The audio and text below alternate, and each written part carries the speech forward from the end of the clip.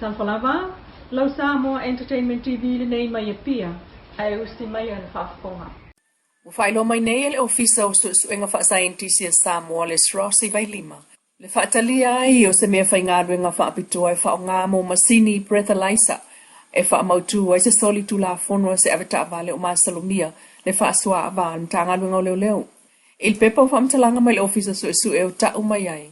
Le toe ina tau nuu le nā fo ifso soani mo lato ngā ruenga whaatino ai mai se ai. O le whaamalia ina lea o tāl sangato le ofiso leo leo i lato masini o tā wailunga.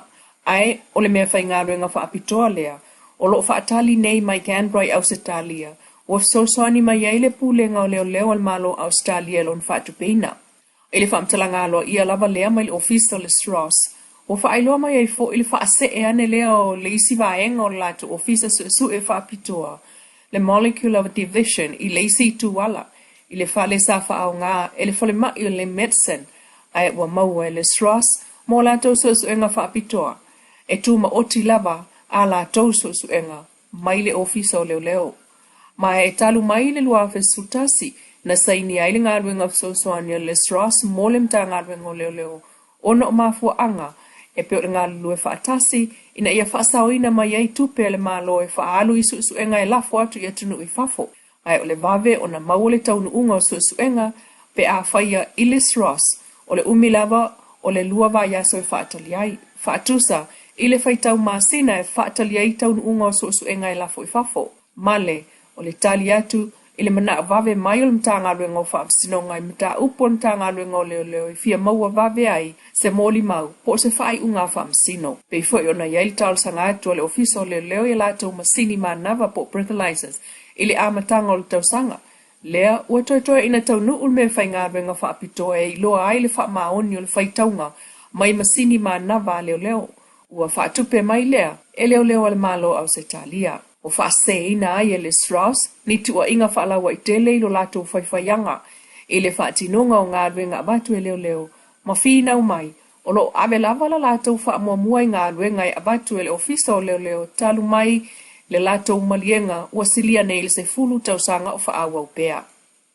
Ia whaititia le leilo loa whaafangota, i le o mamao ma le mau mawai o penisini, e o mamao ai e whangota o tato tunu u leisi le na au ngā.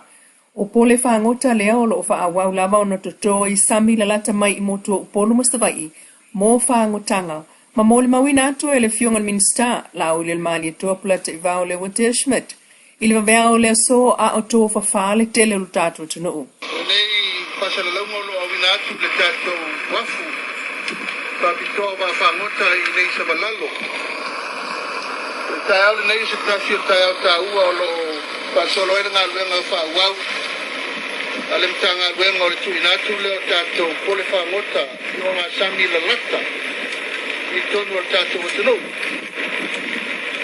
Mai o lea ua tāpena lo ia le ngā luenga le ofisa whai ngā whaiba e otu i tai le o ngā sami i le tuatua e whapipi iai nisi o pole whangota wal whangota ina e le whaiema le mabalu o tātou o tunu o ngā sami e lata po alo alo.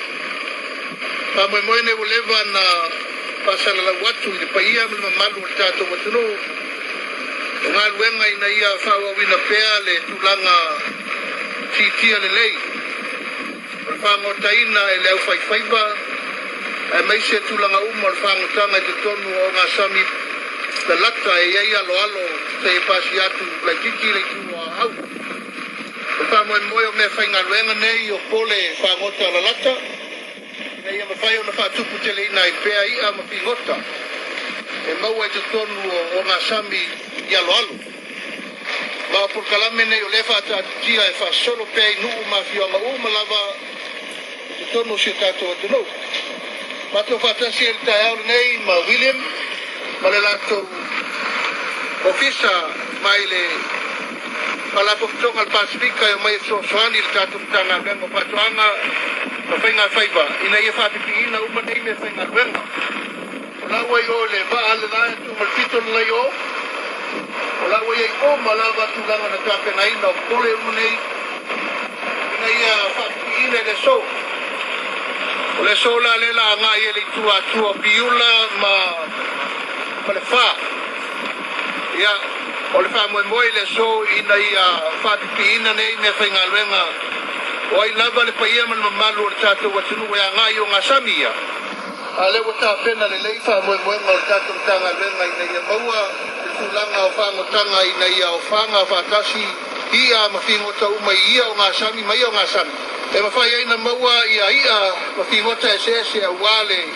nga ina le fai ba mo ta mo tanga le group wala so na fi sa papi na ifo mo tele sa la fai na te vai ma le mwenga ia olo nga i mai nei polo keti fa wa e fa pina peata to pole la lata ai mai se foi tulanga o tato pole mamau e ai via ita to lia ma va fa mo la po le sunga la Ulminster o whainga whaiva ma whātu a ngā Samoa. Inisi o tala o Samoa le si tunu o le Pasifika le olo mōli mawina le si iti ai o ngā ruenga whapaanga ma whesosoa ni mai al malo Amerika. E ese mai ana whesosoa ni whātupe ma ona tangata nu o lo whātino ilo na apa mai a Samoa. Ai fola mai nei foi le atofa o se ambasa mo Samoa la vaia. O le taimi o le whamantunga i Samoa le tuto o tasi o Amerika i le aso whao iulai. Na fola ai le ampasa o Amerika i New Zealand ma Samoa Tom Uro. Le tofi ai le ai se taimi la tamai o le ampasa o Amerika mo Samoa. O le isi vaenga o le sitia o le apa mai o Amerika i lo tato i tūlangi nei le Pasifika e fo ntatala ai le ofisa o le ampasa i le laumua o Solomona i Honiara. Ai alo fua i tatala le isi ofisa o Amerika i le atu Kilipati, peitai. Ele ifa ilo mai se aso mo le taimi taunu wai lona ampasa mo Samoa la vaia. Ai mta upu lava leo le apa mai o Amerika il Pasifika. O lo fina wina i fo ili taimi nei o na territory il Pasifika. Le te e atu il whaatanunga alo lato President Biden. Ia wha mawina o ngā Sami lata i ona territory. E wha lau tele ma ia i ona o ngā Sami wha sao. Peitai, o lo te ia i ona motu territory ai maise o Amerika Samoa. Awa o ngā Sami na o lo whaangota e wa whaangota ma lau mai ia. I le whalei ai tutuila. O lo wha moe i ai tamau a ingo o Amerika Samoa mo nā tunu utua oi. O ngolo o ngalue ina le whalei o le Starkisi sa tala. O le apa mai lava leo le malo Amerika il Pasifika. Le fo e lo fina wina ai le taimi nei. E se komiti whaapitoa. Le elina e leo minerale o lo o ai o ngā Sami o si o mi ai Amerika Samoa. Ma ta ua le pule whaatono le napolo keti u whaitautau sanga o fina mai, John Wasco. Ua toe lava ina mai amana onga. E ta tauna whaamalia le napolo keti. E au fiai le whaititia leo le tau o le wila i Amerika Samoa.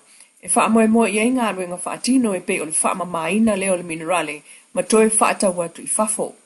O minerale na e lo ngau si ai tu aingo maa ese a duai ta vale. O masini o wa lele o wa asami o mea tau o telefoni ma isi masini whaona pone e anui maa. O lo te ena e territorio Amerika le mana onga o lo lato pristene ia whaalau tele mai o na Sami whaasao. I o ngā Sami o mawai whaamanuanga o tangata anu o le Pasifika. Lau Samoa Entertainment TV mai pia, toi whairai fo ilia soa tai au, lia loko le tua, paso i fuaia.